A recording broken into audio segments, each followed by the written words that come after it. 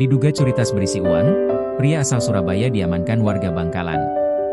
Keberadaan seorang pria dengan tubuh terikat di pohon pinggir Jalan Kampung Anyar, Desa Kecamatan Labang, Bangkalan, Sabtu, 20 Desember 2025, menjadi tontonan masyarakat sekitar hingga sejumlah pengendara.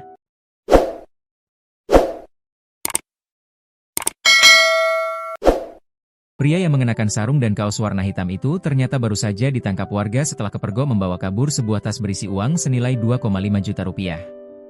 Kasih Humas Polres Bangkalan, Ibda Agung Intama mengungkapkan, pria itu berinisial Mi, 31, warga Simolawang, Kelurahan Simokerto, Surabaya itu berada di lokasi kejadian bersama seorang rekannya yang melarikan diri setelah aksi pencurian tas dipergoki warga.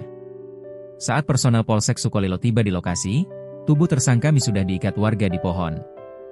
Sementara satu pria lainnya telah kami tetapkan sebagai DPO, daftar pencarian orang, ungkap Agung di Polres Bangkalan, Minggu, 21 Desember 2025. Ia menjelaskan, kejadian pencurian tas itu berawal ketika korban yang bekerja di sebuah jasa cuci kendaraan bermotor dalam perjalanan namun mampir ke dalam sebuah toko kaca untuk membantu temannya melepas isolasi kaca. Tas korban diletakkan di atas meja, di luar toko kaca. Melihat itu, tersangka Mi langsung mencuri tas itu dan kabur. Aksi pencurian itu diketahui rekan korban dan dilakukan pengejaran bersama warga, jelas Agung.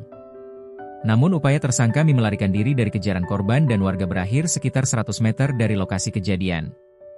Massa langsung mengikat tubuh Mi ke sebuah pohon yang berlokasi tepat di depan rumah warga. Tidak sempat dimasa karena anggota Polsek Sukolilo bergegas menuju lokasi kejadian setelah mendapatkan informasi bahwa warga menangkap seorang pelaku pencurian. Kami membawa tersangka Mi ke Polsek untuk dilakukan pemeriksaan, tutur Agung. Dalam perkara itu, polisi menyita sejumlah barang bukti berupa sebuah tas lengkap dengan uang tunai sebesar 2,5 juta rupiah, powerbank, perangkat charger ponsel.